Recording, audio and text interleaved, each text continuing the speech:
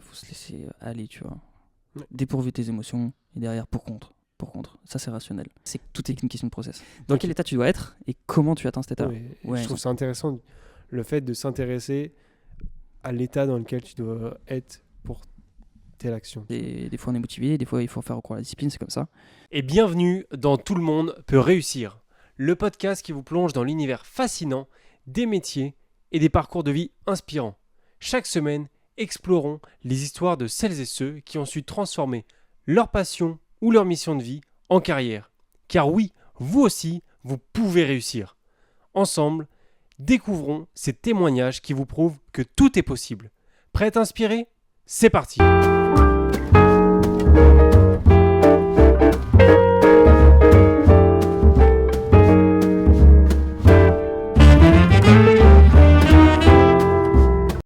Vraiment la distinction entre discipline et process.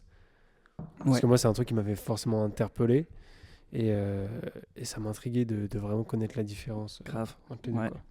Bah alors pour moi déjà il y a la motivation, forcément, donc vas-y tu te lèves le matin, franchement t'es motivé, tu vois, tu fais le truc, tu peux être vraiment motivé, tu vois. Tu te poses pas la question si tu dois le faire ou pas le faire, en combien de temps, comment, juste tu le fais. Là t'es motivé. Quand tu fais recours à la discipline, c'est que vraiment là tu commences à éprouver la difficulté, tu te dis comment est-ce que je vais y arriver, etc. Donc là il faut vraiment que tu sois discipliné. Pour cultiver la discipline, il faut vraiment maximiser son niveau de dopamine, qu'il soit vraiment optimal, parce que si tu as un niveau de dopamine bas, pour faire recours à la discipline c'est plus compliqué, vraiment plus compliqué. Okay. Donc pour moi la discipline, la motivation, c'est deux paramètres qui s'assemblent, tu vois. C'est des fois on est motivé, des fois il faut faire recours à la discipline, c'est comme ça.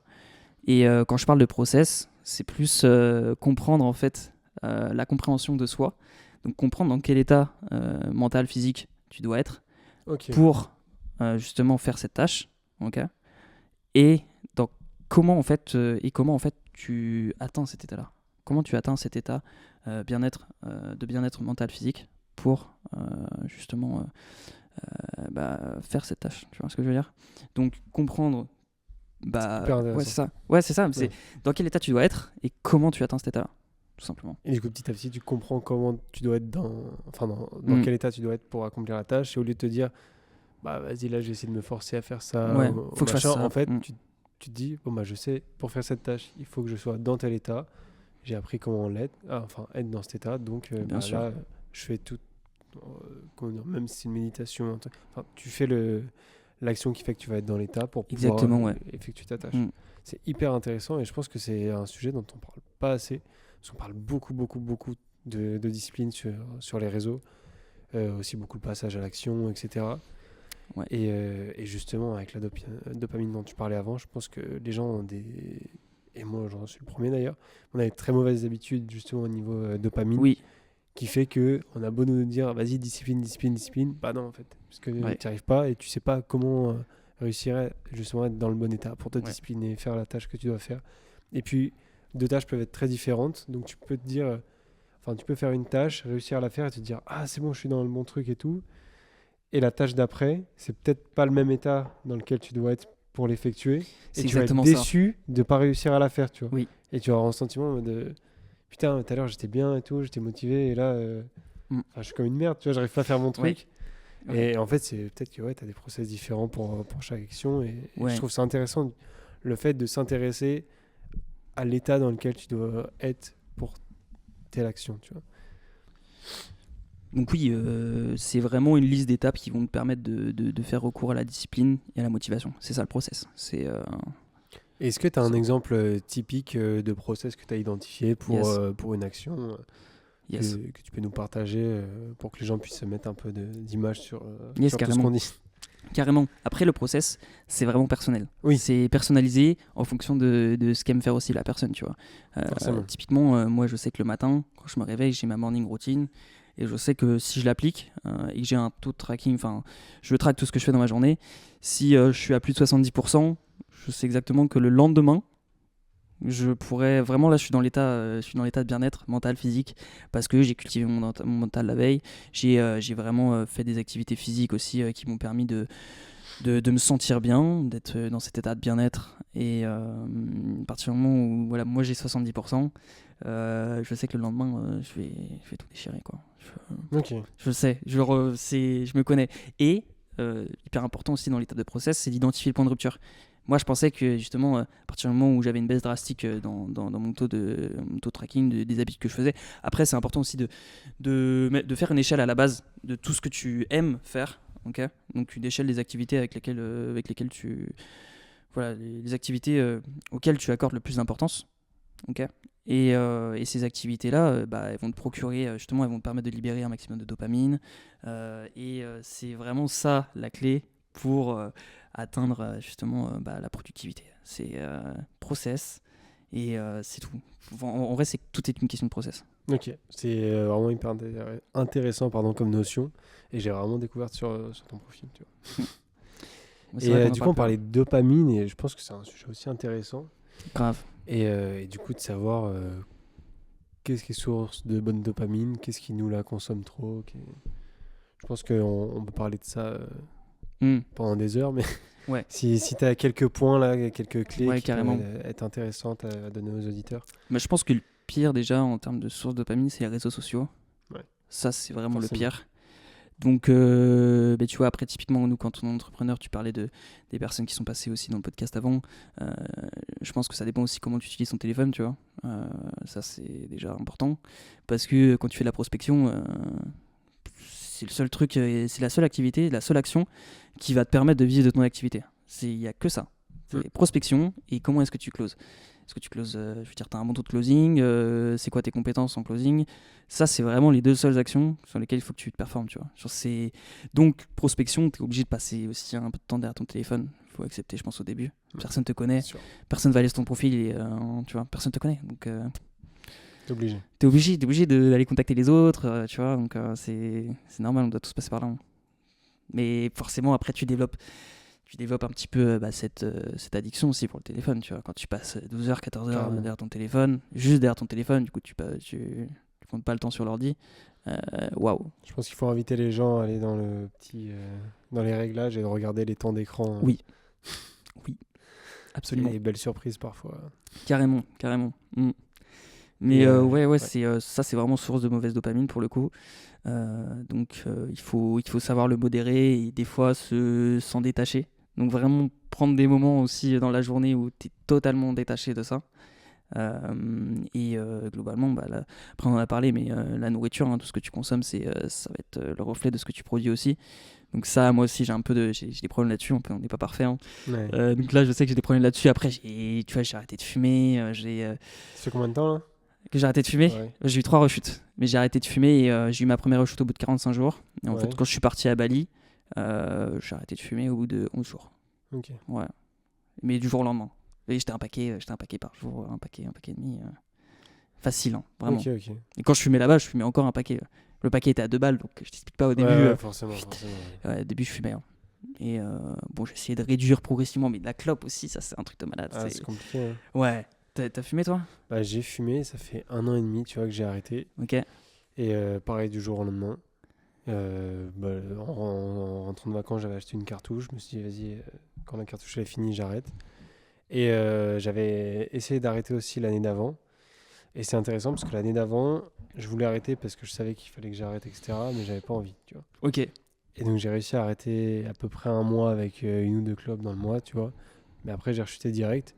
Parce qu'il y a des moments où je me dis, là maintenant, ça me fait chier, là j'ai envie de fumer une clope, machin. Et quand j'ai arrêté il y a 1 an et demi, j'ai arrêté, mais j'avais vraiment envie d'arrêter. Et ça n'a pas été si compliqué que ça. Ok. Genre vraiment du jour au lendemain. Et t'as arrêté comment? Tu t'es dit quoi à ce moment-là? J'ai fumé ma dernière clope. Ok. Je l'ai pas fumé sur un moment important aussi. Peut-être que ça a joué. Ok. Genre c'était vraiment un moment lambda, c'était ma dernière clope. Je me suis pas dit, je la réserve pour tel moment parce que c'est la dernière ou quoi. J'ai vraiment fumé sur un moment lambda où elle était pas importante. Et je savais jusqu'après il n'y avait plus et j'ai plus refumé derrière. Okay. Mais j'avais envie d'arrêter et ça, j'ai pas forcément ressenti de manque alors que la première fois ça avait été vraiment compliqué. Ouais, t'avais la volonté quoi. Ouais. Je pense que dans tout la volonté, tu vois, c'est un truc qui est vachement puissant. Ouais. Moi, quand j'ai arrêté de fumer, mec, je faisais... Chaque fois que j'avais envie de fumer, du coup, genre parce que moi, du coup, je pensais à la clope et je me disais, mais putain, j'ai envie de fumer. J'ai envie de fumer. Ouais. C'est bon. Genre, du coup, bah, je diminuais. Je fumais 5 clopes, le lendemain 4, après 3. Et puis en fait, quand tu passes le premier jour, après tu te dis, ah ouais, faut que j'en fume 4 aujourd'hui. J'en suis déjà à 3, il est 16h. Ouais. Ah ouais, ok. Alors là, il me reste en Totalement. gros 4 heures. Je dois fumer qu'une clope, c'est chaud.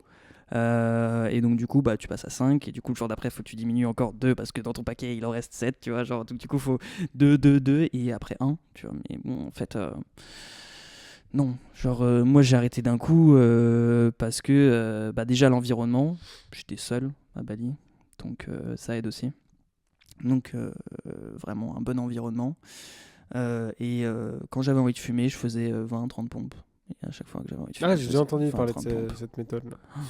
Mais je te jure, j'étais un malade. Et du coup, bah, ça m'arrivait de peut-être faire 120 pompes, 140 dans la journée, tu vois. Par intermittence, forcément. C'est cool ça. Mais du coup, ouais, je savais que ça me calmait parce que t'es essoufflé. Quand tu fais 20 pompes, 40 pompes, t'es essoufflé et t'en peux plus, quoi. Enfin, puis tu penses à autre chose, tu vois. Tu penses à autre chose. Et surtout que souvent on parle de remplacer l'addiction par une autre addiction, C'est tu vois, et exactement ça. de pouvoir la remplacer par du sport. Je trouve ça cool. Ouais. Tac. Puis en soi, c'est quelque chose d'éphémère, tu vois. Donc, t'as envie de fumer une clope, genre toutes les personnes qui pensent qu'ils peuvent arrêter comme ça, je pense que c'est compliqué. Parce que quand on dit ouais, j'arrête de fumer, tu penses à quoi? Tu penses à une clope? En vrai, c'est con. Hein. Le cerveau, il pense comme ça, de toute façon. Tu penses vouloir. Enfin, ouais, tu vas arrêter de fumer, tu penses à une clope. Donc, en fait, t'es dans un cycle qui est interminable. Du coup, on a pensé aussi à pas mal d'autres sujets à aborder, à approfondir. Et parmi ceux dans l'équipe qui sont revenus souvent, c'était la prise de décision efficace. Parce qu'on est tout le temps confronté à plein de décisions, etc. Comment savoir laquelle est la bonne, tu vois. Je pense que c'est hyper subjectif. Mais... Oui, c'est hyper subjectif. C'est propre à chacun. Mais je pense se construire déjà un process de prise de décision, c'est la base. C'est un process. Donc on retrouve cette notion aussi. Ouais, process. Donc moi, techniquement, mon process, c'est simplement me retrouver dans un état neutre. Okay, j'ai pas d'émotion, pas de distraction, un environnement qui peut justement modifier ma perception des choses. Rien qui va t'influencer. Ouais, rien qui peut m'influencer. La décision, je la prends le matin. Okay. Comme ça, mon cerveau, il est pas influencé par une journée de taf. Je peux pas prendre une décision à 19h. Je sais pas, ça se trouve, t'as quelqu'un que t'as rencontré dans ta journée qui t'a dit telle chose par rapport à tel sujet, qui n'a peut-être rien à voir. C'est intéressant. Mais du coup, il a une perception qui est différente. Et du coup, forcément, ça rentre dans ton cerveau. Et que tu le veuilles ou non, tu consommes. Donc, c'est le subconscient. Le subconscient, lui, il le prend, tu vois. Donc non, c'est super important. Je pense que c'est le matin que tu dois prendre ces décisions-là. Donc tu te mets vraiment dans un état neutre, vraiment tu gères au mieux, tu médites, tu fais du yoga si t'aimes pas, tu peux aller courir, tu peux faire vraiment quelque chose qui te libère de la bonne dopamine pour le coup. Ok, donc vraiment se sentir bien. Ce reset du cerveau pour être zéro influencé et prendre la bonne décision. Ouais. C'est hyper intéressant comme notion. Tu es vraiment dépourvu de tes émotions. Et justement après, moi ce que j'invite à faire, un exercice tout simple, c'est pour-contre.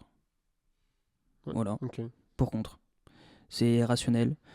Et puis globalement, si tu commences à réfléchir, soit dans le pour, soit dans le contre, si tu réfléchis dans le pour, c'est que c'est contre. Tu vois ce que je veux dire ? Ok. C'est là où tu te rends compte qu'en fait, si tu commences à réfléchir, de manière générale, si tu commences à réfléchir déjà, oui, c'est chronophage, oui, mais c'est surtout que en vrai, faut arrêter de réfléchir, genre là, tu vois, même le podcast là qu'on fait, en vrai, j'ai rien préparé. Genre vraiment, oui. J'ai rien préparé, j'ai juste lu un petit peu la trame qu'on allait faire et tout.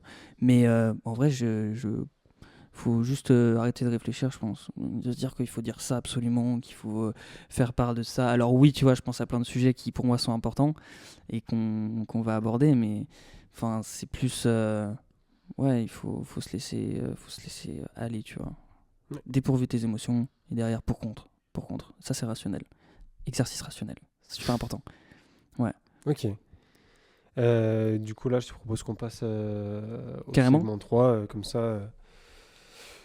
Donc, pour vous dire, le segment 3, ça va être une étude de cas personnel. Donc, ça fait 1 mois et demi avec Thomas qu'on discute sur les réseaux. Et donc, ça doit faire 3 semaines qu'on s'est parlé du podcast. Yes. Et du coup, je lui ai dit que avant de venir en podcast, moi, j'allais faire exprès d'identifier tous les moments où je sentais que j'étais pas productif. Et ouais, prendre des notes et pouvoir faire part de ces cas d'école, on va dire. Ouais, pour vraiment, que Thomas puisse appliquer ça. justement à tout ce qu'il a appris dessus et que vous puissiez aussi vous identifier sur certains problèmes. J'ai été étonné parce que j'en ai identifié énormément. Et le premier, il est ultra intéressant, je pense. Ouais. Parce qu'il t'a touché aussi. Oui. Et c'est l'impact des disputes de couple sur la productivité. Moi, je sais que dès que je vais m'embrouiller avec ma femme, la journée, elle est morte.